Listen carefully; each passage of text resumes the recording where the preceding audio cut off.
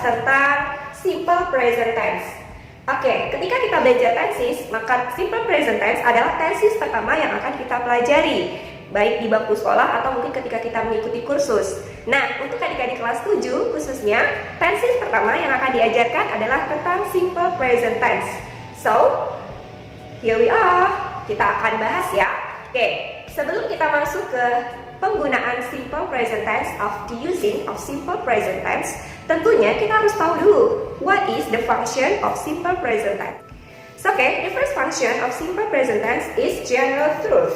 Nah, yang artinya adalah simple present tense digunakan untuk hal-hal yang umum, sebuah kebenaran umum atau sebuah fakta. Nah, contohnya matahari terbenam di sebelah barat.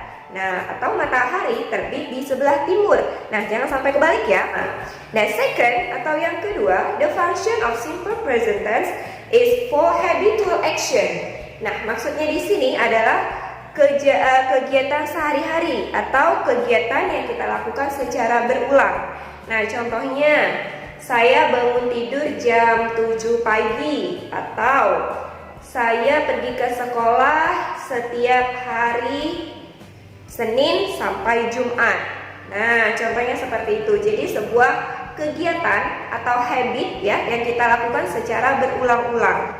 Nah, setelah memahami fungsi atau penggunaan dari simple present tense, sekarang kita akan masuk ke rumus dari simple present tense itu sendiri. Nah, kalau bicara rumus, jangan pusing dulu ya adik-adik. Oke, nah rumus atau struktur sebenarnya sangat simple sesuai dengan tensesnya ya, simple present tense.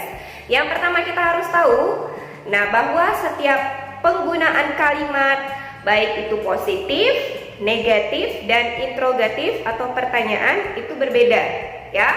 Oke, jadi pertanyaan kalimat dalam bahasa Inggris atau penggunaan tenses ini dibagi menjadi 3 ya. Yang pertama ada positif atau kalimat yang positif, kemudian yang kedua negatif atau kalimat negatif ya, yang mengandung kata tidak atau belum di dalamnya. Kemudian yang ketiga ada interrogative atau kalimat pertanyaan. Oke, yang pertama kita akan discuss dulu tentang kalimat positif dari simple present tense. Apa sih rumusnya? Kita lihat. Yang pertama untuk kalimat positif ada subject, kemudian ada verb 1, and then ada object.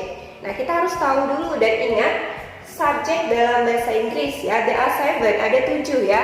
Ada I, you, they, we, she, he, dan it. Ya, ada saya, ada kamu, ada mereka, ada kami atau kita, dia perempuan, dia laki-laki, dan untuk benda ya. Oke, kemudian untuk penggunaan verb atau kata kerja, nah di sini dibagi berdasarkan subjeknya. Ketika subjeknya adalah plural atau I, you, they, we, maka kita gunakan verb 1. Kemudian ketika subjeknya adalah singular atau she, he, it, nah verb 1-nya atau kata kerjanya ditambahi s atau es. Nah, bingung? Mari kita lihat contohnya ya. Oke, untuk yang pertama ya di kalimat positif itu ada you read a book. Nah, kita lihat di sini you sebagai subject, and then read sebagai verb 1, and then a book sebagai objek. Ya, kamu membaca sebuah buku. Jadi kamu adalah subjeknya atau pelakunya. Kemudian read adalah kata kerjanya, ya. Kemudian a book sebagai objeknya atau benda apa yang kita baca. Paham ya? Oke. Kemudian untuk yang subjeknya she, ya kita lihat dari singular. Nah, untuk yang subjeknya she, he atau it, kita di sini ambil contoh she. Nah, maka she reads, ya. Jadi kata kerjanya ditambahkan s karena subjeknya adalah she. Oke? Nah, she reads a book. Ya, jadi polanya sama, hanya pada kata kerjanya ditambahkan s. So she reads, ya, yang verb 1 awalnya adalah read, karena subjeknya adalah she, maka kita tambahkan s. She reads a book. Oke, paham ya? Nah, itu untuk kalimat yang positif ya, atau positif.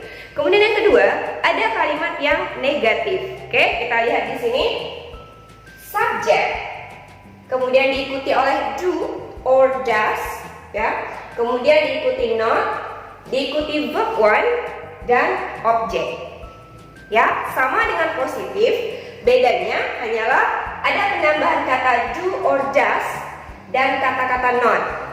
Nah, kenapa do or does? Nah, ini kita bisa pilih salah satu berdasarkan subjeknya. Kita lihat kembali. Do itu untuk yang subjeknya plural tadi. I, you, they, dan we. Sedangkan untuk does, untuk yang subjeknya she, he, dan it. Oke, kita lihat. Nah, untuk penggunaan do or does kemudian diikuti kata not, itu bisa kita singkat menjadi don't atau doesn't. Oke ya, paham ya?